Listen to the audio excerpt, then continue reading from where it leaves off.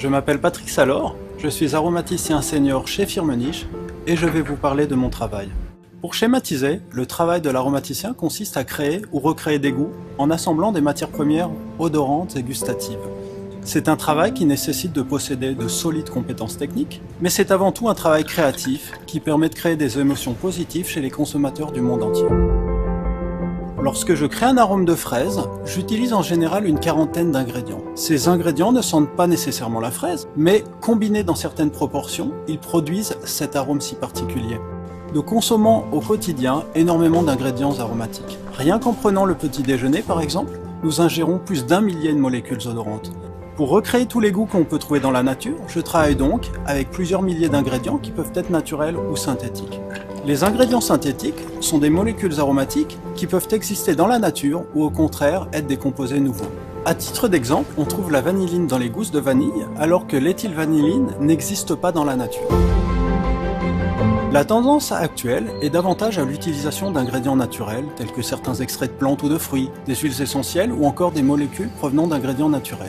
Actuellement, plus de 70% des arômes développés sont des compositions naturelles.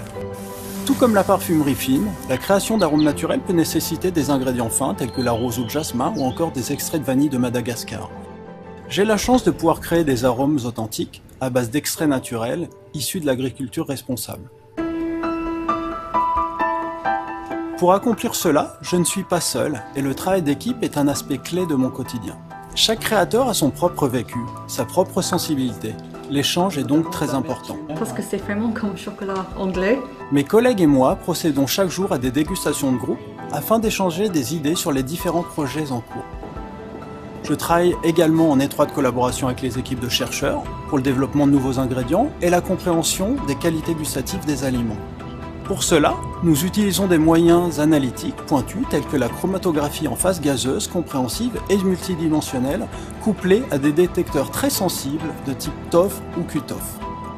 Le travail reste néanmoins empirique et la créativité est essentielle.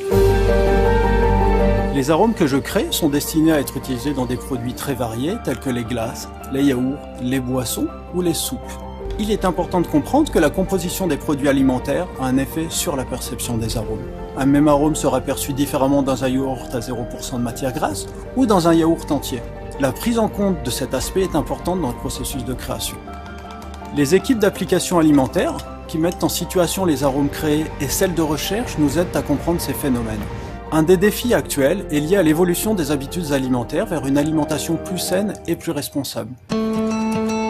Je suis ainsi amené à développer des arômes pour des produits allégés en sucre ou en sel, enrichis en ingrédients fonctionnels ou encore ne contenant pas d'ingrédients d'origine animale. Certains des nouveaux ingrédients utilisés apportent des saveurs parasites, telles que l'amertume, ou des sensations désagréables comme l'astringence des aliments. Les produits développés manquent également parfois de complexité, de rondeur en bouche. L'aromaticien devra donc également prendre en compte les notions de saveur, mais également de texture dans le processus de création.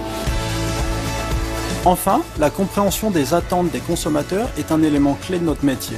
C'est pourquoi nous travaillons donc de façon très rapprochée avec les équipes marketing et d'évaluation sensorielle pour imaginer les goûts qui plairont aux consommateurs de demain partout dans le monde. Le métier d'aromaticien est un métier créatif, mais c'est avant tout un métier de passionné. Passionné du goût, passionné des aliments, passionné de cuisine.